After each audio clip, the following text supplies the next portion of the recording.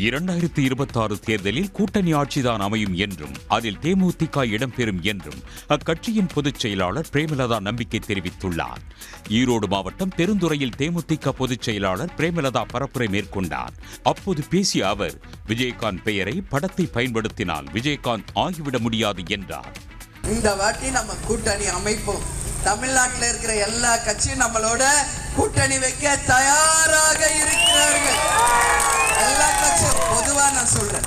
ஆனாலும் உங்களுக்கு சொல்றேன், நாம இந்த முறை பொறுமையாக ஆனா தெளிவாக உறுதியான ஒரு முடிவை நமது மாநாடு கடலூர்ல நடக்குது ஜனவரி 9 அன்னைக்குதான் அதை தெளிவாக சிந்திச்சு நாம் அறிவிக்க இருக்கிறோம்.